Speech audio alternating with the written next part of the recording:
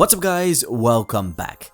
As a longtime fan of the Warriors games by KoeiTecmo, I am always excited for any new entry into the series. And when you start crossing over from manga or anime, you are sure to have me hooked. So when KoeiTecmo sent me over a review copy of Touken Ranbu Warriors for Nintendo Switch, two questions went through my head at once. What in God's name is Touken Ranbu?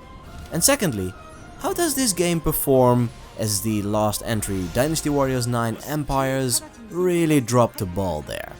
Well, I can tell you this much, I'm about 5 hours into the story mode and it is a ride unlike any other Warriors game to date. Let's dive in.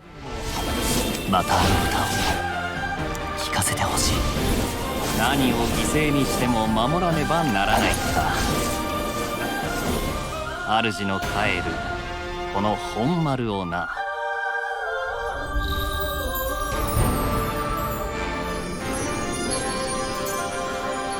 Touken Ranbu Warriors is a crossover between Touken Ranbu Online and the famous Warriors series, the 1 against 1000 Musu recipe. Touken Ranbu Warriors features 15 Touken Danshi or swordsmen, which are actually famous swords dressed as human beings, elite fighters who are sworn to protect history.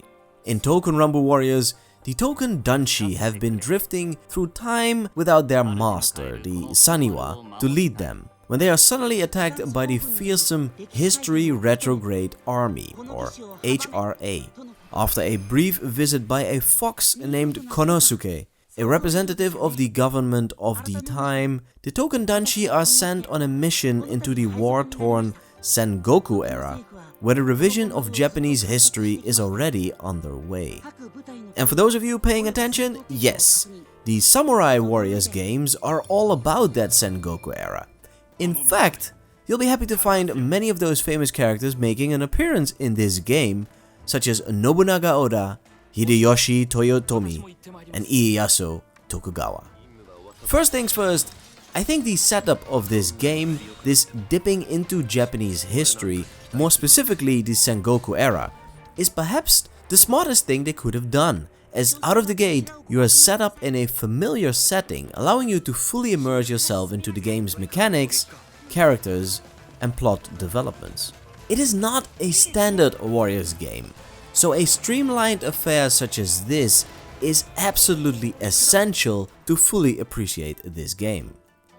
If you've played any of the most recent Warriors games, most notably Samurai Warriors 5, you'll soon be acquainted with the general mechanics. Yet, it feels like an entirely different take on the same formula. Part of that is because of its visuals. From the initial cutscenes to the conversational parts, and from the combat-heavy action sequences to the menus, it all looks absolutely fantastic.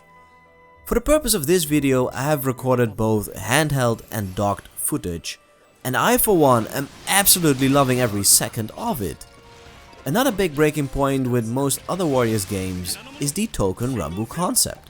The enemies, special effects, character designs, it is all distinctive enough for the game to feel fresh. If anything, it is actually more feeling like a Persona game, for better or worse.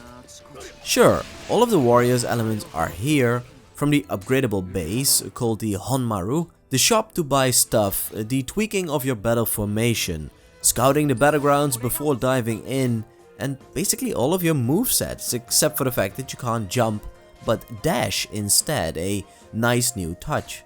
But then there are the uniquely crafted RPG elements, such as unlocking stackable skills to upgrade your characters, a really nice touch by the way, and dispatching your fellow Touken Danshi throughout the Honmaru to increase their levels and develop bonds between them. The battle system, although obviously built on the same principles as other Warriors games, does feature several elements which make it worth your while, like the duels against stronger enemies, or a twin strike featuring you and your partner. And once you have entered a damaged state, you'll see not only a nice battle-worn outfit, but also your special attack meter fill up that much faster. The famous Muso attacks are featured as well, something which shouldn't come as a surprise, but the way in which these Hisatsu attacks are delivered are truly one of a kind. Check out some of them, either executed solo or together with a partner.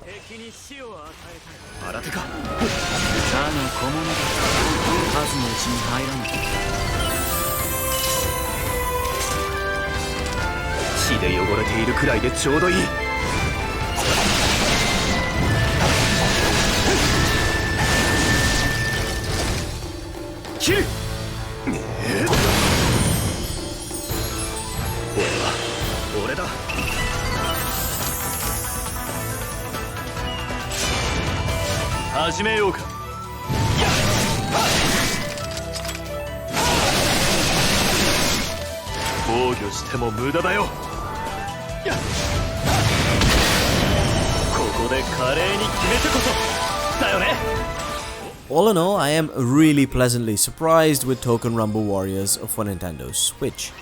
It has so many unique elements to it that it is able to break away from the vast majority of Warriors games, either by its visuals, story setup, or by the gameplay mechanics.